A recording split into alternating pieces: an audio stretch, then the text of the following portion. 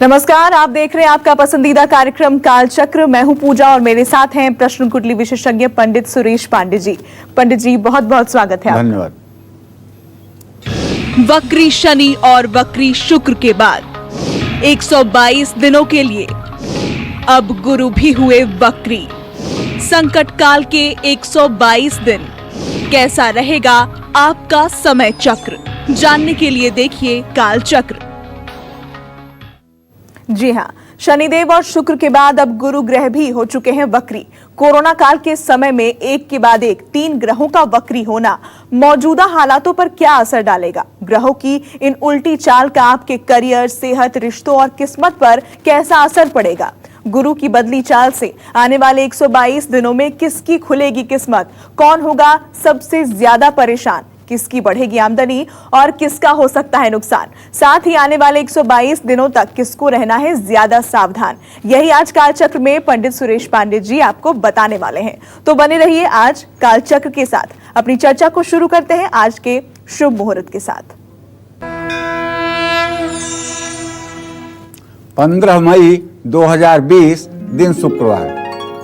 आज ज्येष्ठ कृष्ण पक्ष की अष्टमी तिथि है, जो सुबह 8:21 तक थी। इस समय नवमी तिथि शुरू हो चुकी है। धनिष्ठा नक्षत्र आज सुबह 8:30 बजे तक था। इस समय शतभिषा नक्षत्र चल रहा है। राहु काल, जैसा कि आप जानते हैं, आज शुक्रवार है तो 10:30 बजे से दोपहर 12 बजे तक। आज पंचक का दूसरा दिन भी शुरू हो चुका है।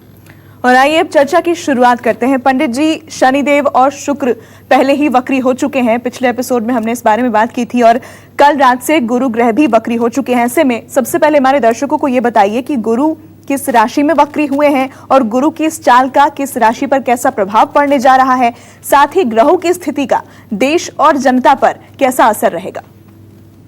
देखिए, ऐसा है, पहली बात तो बृहस्पति अर्थात गुरु ग्रह के बारे में हम बात कर रहे हैं। गुरु ग्रह के बारे में एक बात तो सभी को जान लेना चाहिए कि बृहस्पति जीवन और सुख का कारक ग्रह है।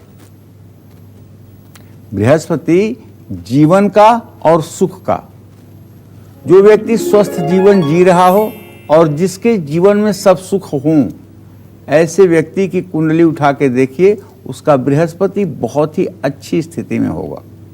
और जो व्यक्ति नाना प्रकार की यातनाओं भरी जिंदगी जी रहा हो, रोग और बीमारियों से एकदम जिंदगी नर्क हो गई हो, उसकी भी कुंडली उठा के देख लीजिए, बृहस्पति निसंदेह कमजोर होगा।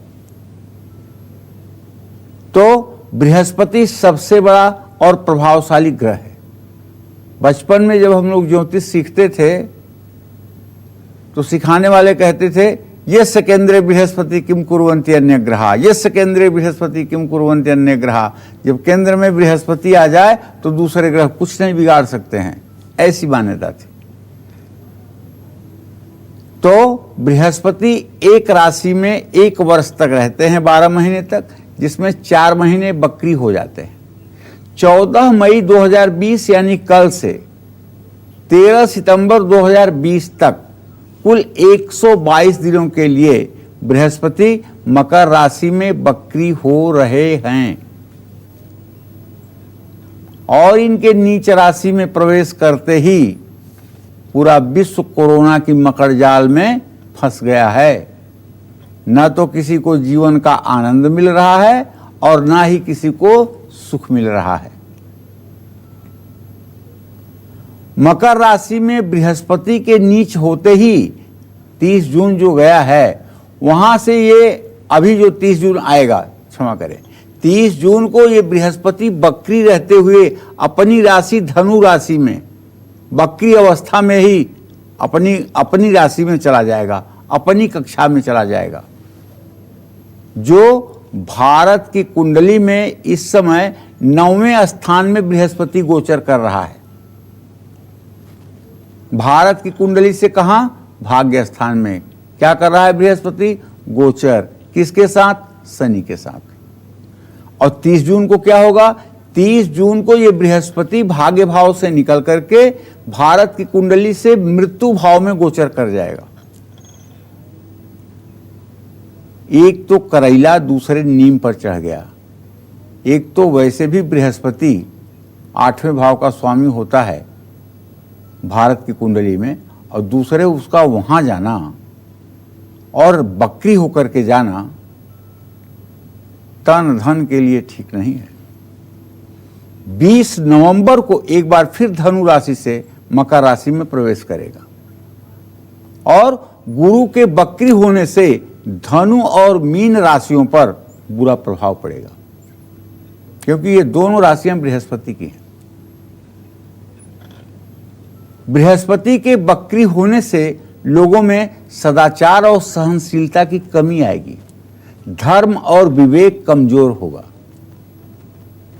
क्योंकि बृहस्पति धर्म का ग्रह है। बृहस्पति परोपकार कराने वाला ग्रह है। बृहस्पति ज्ञान देने वाला ग्रह है। बृहस्पति रिसर्च और अनुसंधान करवाने वाला ग्रह है। इन सारी चीजों पर विपरीत असर पड़ेगा। कहना नहीं चाहिए, लेकिन ऐसी स्थिति में तो लोग अपने लाभ के लिए दूसरों का कितना अहित कर सकते हैं उससे भी परहेज नहीं करेंगे। शनि की राशि मकर राशि में शनि के साथ बकरी होने के कारण गुरु ग्रह रोगों में वृद्धि करेगा। और एक बात बताऊं, उत्तराषाढ़ा नक्षत्र में इस समय बृहस्पति गोचर कर रहा है। आप कहेंगे आज ये क्यों नई बात आप बता रहे हैं? ये इसलिए बता रहा हूं कि उत्तराषाढ़ा नक्षत्र जो है ये शुक्र का नक्षत्र, ये सूर्य का नक्षत्र है, और सूर्य के नक्षत्र में बृहस्पति का जाना अच्छा नहीं माना जाता है, अच्छा परिणामदायक नहीं होता है। इसलिए ये जो कोरोना फैला हुआ है, ये जो आर्थिक मंदी आई हुई है, जो ट्रेनों का चलना बंद हो गया है, जो जहाज़ें रुक गई हैं, जो मनुष्य घरों में कैद हो गया है, सभी लोग मुंह पे पट्टी लगा के घूम रहे हैं, ये सब ये बृहस्पति महाराज की कमजोरी का परिणाम है। क्योंकि जीवन और सुख के कारक ग्रह हैं ये। और दूसरा विलासिता का ग्रह शुक्र, उसको भी इसी समय बकरी होना था। शनि देव तो दुख के कारक ग्रह हैं, उनका बकरी होना और कष्ट देना ये समझ में आता है। पाराशर जी ने लिखा है, शनि दुख प्रदागेयो राहुर ऐश्वर्यदायक। वो तो समझ में आता है, शनिदेव हिसाब किताब करेंगे। लेकिन बृहस्पति, जिससे ये पूरे जगत को उम्मीद रहता है कि अन्न धन की कमी नहीं होगी, लोगों का जीवन सुरक्षित रहेगा, वो बृहस्पति के कारण। बृहस्पति जब बकरी होते हैं तो मनुष्य के अंदर कफ प्रकृति बढ़ती है।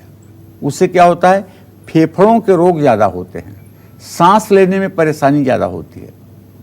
सबसे ज़्यादा बृहस्पति का अगर नकारात्मक असर पड़ता है तो ब्रीदिंग मतलब श्वसन तंत्र पर।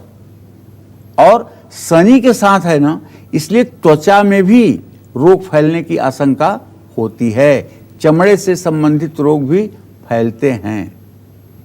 और सबसे बड़ी बात यह है, लोगों के व्यवहार में अचानक परिवर्तन देखने को मिलेगा।